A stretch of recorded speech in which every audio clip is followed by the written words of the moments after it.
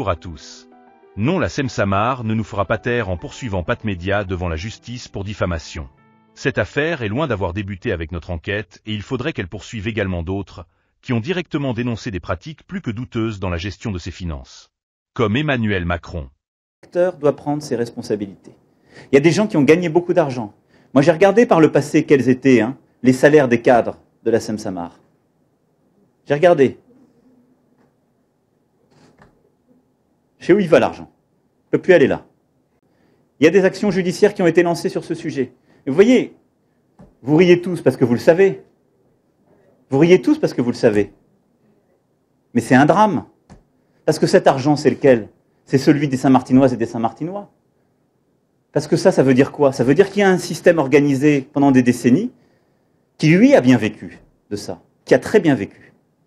Donc moi, je ne peux pas mobiliser l'argent de toute la nation et dire cet argent, il va aller dans la main de quelques-uns. Donc je vais vous dire, sur ces sujets, les deux que j'ai évoqués, il n'y a pas un centime du contribuable français en plus qui ira, tant que les gens n'auront pas pris toute leur responsabilité sur leur terrain.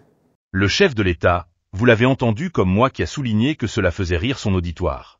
Je vous propose un retour sur les faits avec nos confrères de Guadeloupe la Première. En juin 2015, Marie-Paul Bellénus-Romana et Jean-Paul Fischer sont mis en examen. À l'origine de l'affaire, un rapport de la MILOS. En 2012, la mission interministérielle d'inspection du logement social s'étonne d'une rémunération exorbitante et d'autres dépenses jugées excessives de la directrice générale de l'opérateur immobilier antillo-guyanais. Des perquisitions sont ensuite menées en 2013 dans les locaux de la Sem-Samar à Bémao et Saint-Martin, de même que dans d'autres entreprises de l'île du Nord, à la recherche d'infractions antérieures, comme abus de biens sociaux ou attribution illégale de marché, par exemple. En 2014, Jean-Paul Fischer est placé une première fois en garde à vue dans ce dossier.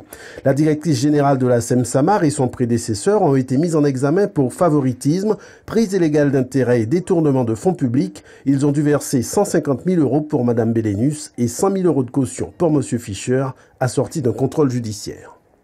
La suite, vous la connaissez.